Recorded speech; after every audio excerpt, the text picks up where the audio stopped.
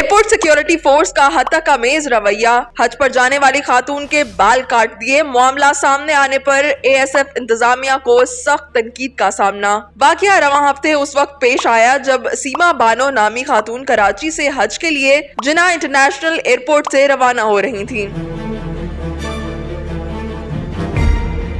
खातून अपने शौहर के साथ फ्लाइट नंबर SV701 के जरिए हज पर जा रही थी। बताया गया कि इंसदादे मंशियात फोर्स के स्कैनर पर खातून की सिक्योरिटी क्लियरेंस करवाई गई। एएसएफ की खातून अहलकार रिजवाना ने शक की बुनियाद पर सीमा बानो को रोका।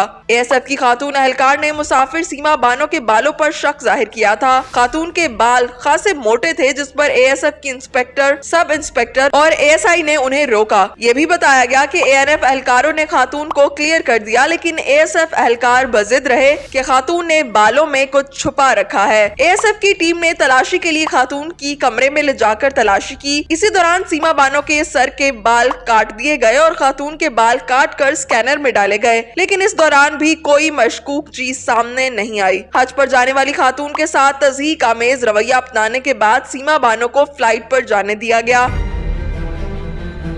मामला सामने आया तो एएसएफ एहलकारों पर सख्त तनकीद की गई। सोशल मीडिया सार्फिन ने कहा कि एएसएफ को खातून के बाल काटने का कोई इख्तियार नहीं था। सोशल मीडिया सार्फिन ने यह भी कहा कि हज पर जाने वाले लोगों की इस तरह की चेकिंग दुनिया के किसी एयरपोर्ट पर नहीं की जाती। मुकद्दस फरीजे पर जाने वाली खातून के बाल काट कर न सिर्फ उसे हरासा किया गया, बल्कि तजलील करके जहनी तकलीफ भी दी गई। मुतासरा फैमिली की जानिब से ताहाल मामले पर कोई मौकफ नहीं दिया गया, लेकिन सोशल मीडिया सार्फिन की जानिब से हज पर जाने वाली फैमिली की तजलील करने की न सिर्फ मजम्मत की जा रही है, बल्कि मुतासरा फैमिली से माफी मांगने का भी मुतालबा सामने आ रहा है।